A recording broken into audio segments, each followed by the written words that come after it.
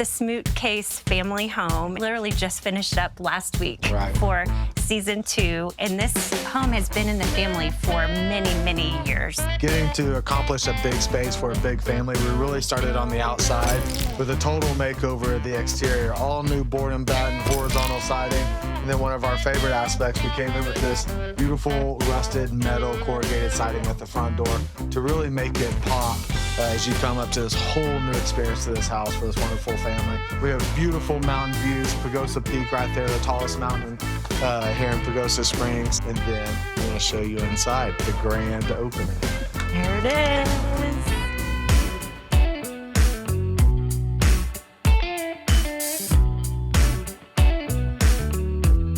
So right now we're in the original living room, and as it was kind of blocked off in different ways, and it was covered in forest green carpet. We knew the carpet needed to go up. It really needed wood floors. But they told us they kind of had a fondness of the green, like it was a little bit nostalgic. So what we did is we put the green on the walls. So we went through several paint choices, came up with the perfect green, put it on the walls, and it's a great complement to the space and all the furnishings, and kind of gives it that lodge feel, which is the direction we were heading with this project. We really wanted to bring in some reclaimed lumber just to give it that deep, heavy, lodgy feel. So we brought in a beautiful reclaimed timber beam for the mantle. We also salvaged the wood floors from a barn and brought them in here, and the direction of the wood floors point you towards the deck, the views, the deck directions going the same way, the beams, everything's to kind of lead you out this way. Everything was to go towards the direction of giving us this rustic lodge feel. So take, for instance, you know, this huge tufted leather sofa, this kind of old reproduction of a railroad cart coffee table. And the star of the show, obviously, is this beautiful fireplace. It was here, we left it here, and actually repeated some of the material in this other room. So follow us into the dining room.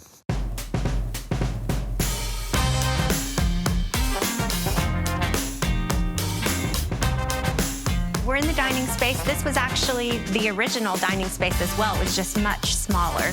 And you'll see on the back side of the fireplace, we carried the stone around, which wasn't there. This was all sheetrock. We faced a lot of challenges. We really wanted to vault the ceiling, but sometimes when you see what's behind the ceiling, it was like, oh shoot, we actually cannot raise this ceiling. Right there was a red warning sign. Do not vault ceiling. We were like, okay, guess we're not vaulting that. And so you'll notice all the seating in here. You know, this dining table can seat 8, 10 easily. Then this island seats another 8. So just in this area alone, you can easily do 16 to 20 people. We brought in a lot of just really natural organic materials with the beams, the walnut butcher block, the granite that has this chiseled edge. One of our favorite aspects of this kitchen is also just the cabinetry. This project just was a huge challenge for this big of a family. That was a little bitty dining room. We were in a cubby hole of a kitchen. There was a bedroom, bathroom over here, and we had to take all that, reconfigure it into the garage, and really kind of creating that circle of life from the kitchen to the living room to the outdoor area that was so important to them. We tried to carry that on even with our accents that we brought into the kitchen, from the lighting with these gorgeous kettle, you know, pendants hanging here, some simple articulating lights above the open shelving in the kitchen. And then we've got, you know, Lazy Susans. These are made out of whiskey barrel tops. You know, there's a rustic element to that. And in almost every project, yeah, that's why I have those there. Almost every project, I have little snack bowls around, and usually they're filled with pistachios. If they don't have pistachios, they might have pecans. And then I was reading about these, and they're actually like known for being something you give in different countries around the world. Like, this is a kind of a gift you give people. Here's my gift. Thank you. And I will give you one back.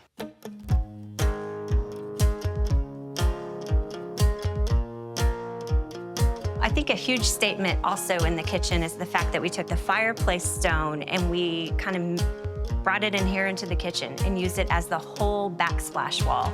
There's no tile in the kitchen. There's just wood wainscoting and stone. And I love just the texture the stone brings, the color. It's also super durable. Oh, super durable, yeah. And you can see on some of them, there's some moss and lichen on there. So it really brings some of that outdoors in. Let's go see the pantry.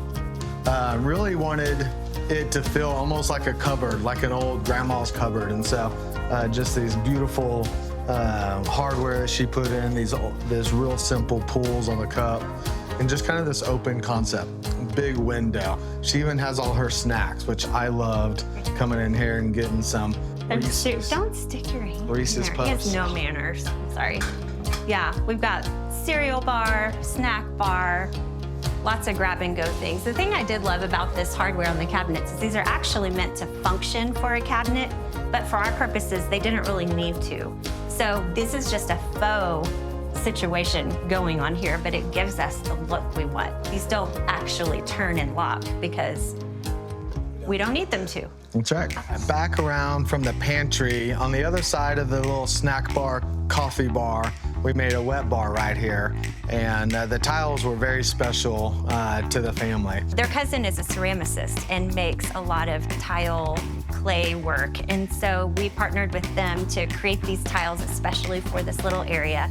And not only did they do the tile, they did this little vessel top sink. And so it's kind of a special nod to the cousins. The speckles are actually ashes from the family's fireplace here that they bagged up and took back with them and used in the firing process to bring out the speckles. So beautiful wet bar. We also were able to add a powder just right here because we took out this bedroom and this bathroom. So we found a little nook to add a little powder just to really help out the flow and for this whole house. So where we were standing also, these were walls. This was a bedroom and a bathroom. This was the hot water heater area, the compressor, all the electrical stuff. And so a lot of things stayed, but a lot of things are new. So this was not available into the kitchen at all. None of this was here, being able to walk through. So really opened up the space. The garage conversion was really one of the biggest transformations on this project.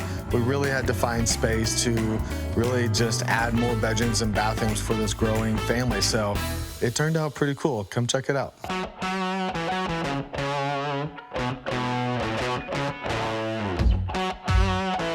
So stepping down right here, this was the garage conversion, and we really just don't like garages that look like conversions. So we really introduced 3 different levels in here just to really take away that flat garage conversion feel. We were able to add in a little mudroom entry room for all their gear and goggles and gloves and pants and boots and all the things you gotta have in Colorado. Then we made a middle level, which is where the main room and bunk room is on.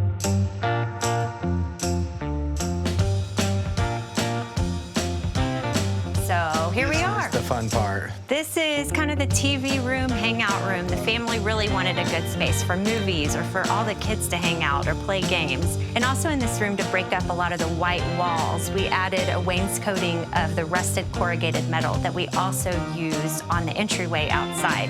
So in bringing this exterior metal inside, it was a good way to bring the outside in.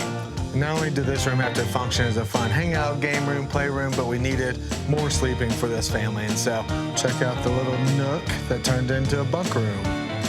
These were their original bunk beds that they were really planning on giving away. But as we reconfigured them in here and added new bedding and new pillows, they came in and they were like, oh my gosh, why did we ever think about giving those bunk beds away? So whole new area for extra sleeping. And it's beautiful. So the doors can be open. If someone's in here sleeping, the doors can be closed. Multifunctional. Wonderful family from Texas. And of course, you got to bring in the howdy sign. So just to make them feel right at home. Texas A&M nod. A little nod. You know what I just noticed? If you're in this bed, you could be laying here this way watching a movie. That's kind of fun.